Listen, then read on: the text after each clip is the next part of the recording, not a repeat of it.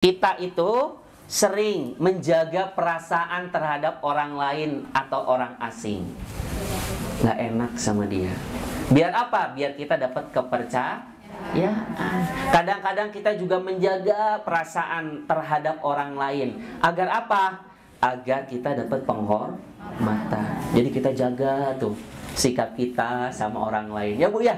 Biar kita dipercaya, kita jaga sikap kita, biar kita dihormati. Kita jaga sikap kita dengan orang-orang lain ini, orang-orang asing, ya, agar kita dihargai. Namun sungguh disayangkan, ya, apa yang disayangkan ini? Kita malah sering mengabaikan, meniadakan, ya, etika atau ketidakenakan di dalam berinteraksi terhadap keluarga kita, orang terdekat kita, pasangan kita. Nggak pakai bahasa nggak enakan sama dia mah. Kadang-kadang begitu sama pasangan, contoh, ya, nggak ada memperdulikan cara-cara bagaimana kita memperlakukan dengan seperti kita dengan orang lain. Kadang-kadang kan ibu-ibu kalau dengan orang lain, Masya Allah, wah, begitu ya Bu ya. Tapi ketika sama pasangan, enggak, biasa aja. Padahal ya akhlaknya itu perlu itu diterapkan. Bagaimana kita juga memuliakan, ya, artinya bagaimana kita memperlakukan orang lain, ya, kita juga bersama keluarga kita, terutama orang terdekat kita, pasangan kita juga sama. Seperti kita berinteraksi dengan orang lain, agar kita juga tetap ya menjaga tutur kata gitu ya, agar tetap kita dihormati gitu kan. Tapi kadang-kadang sama pasangan bisa nyebut nama. Misalnya namanya Budi. Bud, ini ambilin apa? Coba bayangkan Bu. Tahu sama yang lain, sama bosnya? Enggak, sama bosnya. Baik, siapa? Bisa jadi ya, suaminya disebut namanya juga tuh. Ya. Ini yang kadang-kadang kita tidak pedulikan. Cara kita berinteraksi dengan orang terdekat kita yang hidupnya 24 jam bersama kita, yaitu pasangan kita, pendamping kita. Kita lupa, atau kita sengaja atau kita tidak sengaja melukai perasaannya. Tanya habis ini, kadang nggak merasa nggak suaminya dilukai sama ibu-ibu? Iya, sebel katanya kan, ngomongnya apa aja, ya. Mungkin karena asas-asas etika itu kita tidak terapkan dalam berinteraksi bersama pasangan kita. Kalau sama orang asing, selain pasangan kita beda lagi interaksi kita, Masya Allah. Pas di rumah biasa saja. Bahkan bisa jadi di luar rumah ya berdandan, di dalam rumah tidak.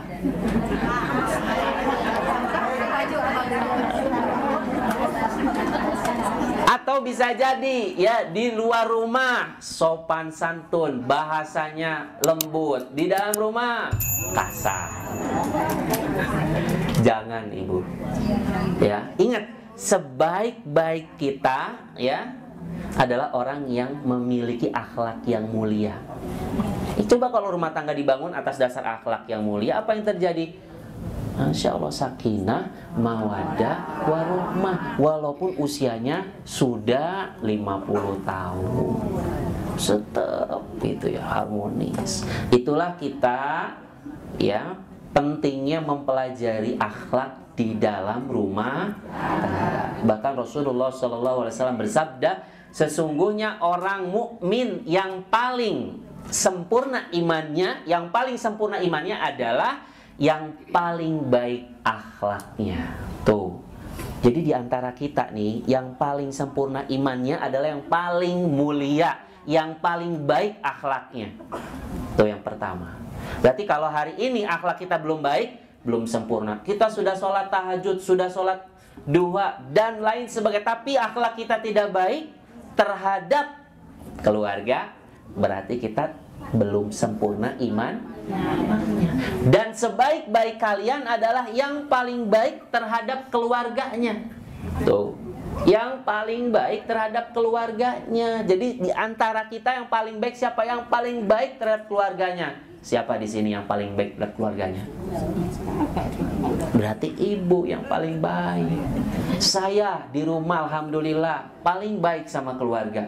Tanya aja ke anak, siapa yang paling galak? Ya ada disebutin. Baik berarti. Gitu ya. Nggak, ini misalnya ya. Iya. Mungkin galak juga karena mendidik gitu ya.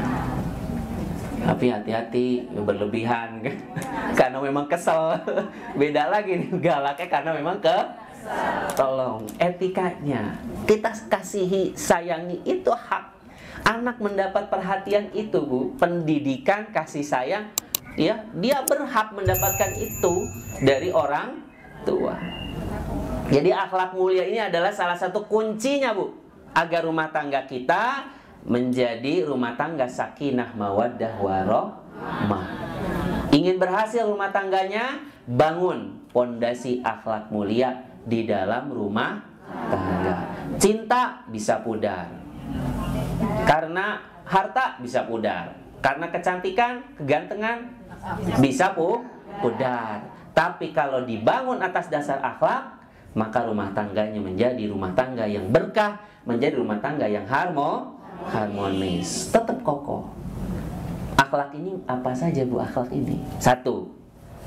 Sabar dalam menghadapi kekurangan pasangan. Sabar, Bu. Ya, pasangan ini punya kekurangan. Sabar adalah akhlak yang harus kita kedepankan dalam menghadapi kekurangan pasangan. Ketika ibu mendapati kekurangan, terus ibu tidak terima, tidak rela, yang artinya ibu akan menggerutuk dan ketidakpuasan dalam rumah tangga. Terus yang terjadi apa? Tidak harmonis. Maka kedepankan kesabaran dalam menghadapi kekurangan pasangan. Gak ada yang sempurna, Bu. Makanya kalau di sini mencari pasangan yang sempurna, gak bakal ketemu, Bu. Pasti ada kekurangan. Yang ada, kalau yang belum nikah ya, nyari yang sempurna, yang ada dia gak bakal dapat pasangan. Oh, nyari yang sempurna, ada ini, ada itu, kurangnya ini, gak jadi. Apalagi kalau perempuan ini menunggu gitu ya, datang laki-laki, nggak, tolak. 1, 2, tolak. Nggak bakal dapat nanti, nggak nikah-nikah. Nggak ada yang sempurna. Justru itulah kita kedepankan akhlak. Kita melihat bahwa di dalam pernikahan itu adalah untuk saling melengkapi, saling mengenal. Kan mengenal, jadi kita tahu karakternya. Oh iya, gini.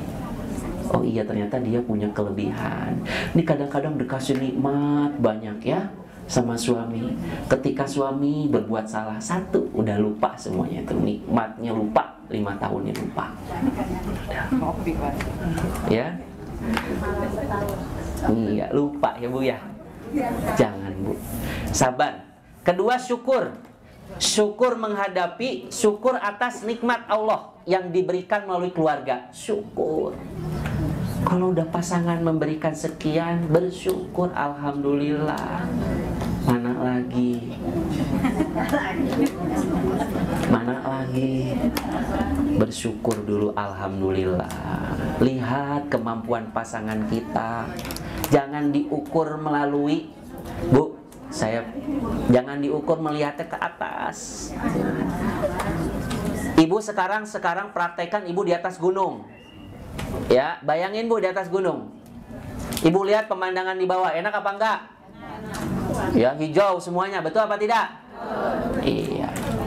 Enak kalau memandang, lihat ke bawah.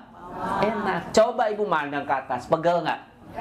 Iya. Makanya kita melihatlah ke bawah.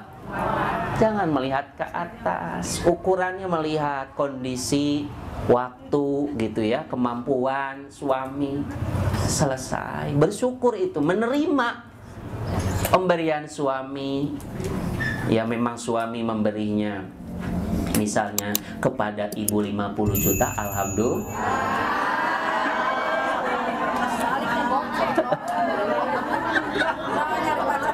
besok ibu diberi lagi. Biasanya suami saya ngasih 100 juta, ini cuma 50 juta. Nggak ada kata cuma, alhamdulillah. Jangan diukur terus dengan materi. Ya Bu ya. Kita bersyukur atas nikmat yang diberikan Allah melalui keluarga. Itu adalah akhlak Bu. Ya Bu ya. Dan Allah mengatakan wa qalilun min ibadiyas syakur, dan sedikit hambaku yang bersyukur. Jangan sampai kita tidak termasuk di dalamnya yang sedikit ini. Berarti kalau kita nggak bersyukur, kita termasuk orang yang kufur. Kebanyakan orang itu kufur nikmat. Ya jangan sampai ini kufur nikmat Bu. Usikum wa iyaya. Jangan sampai kufur nikmat artinya nggak bersyukur.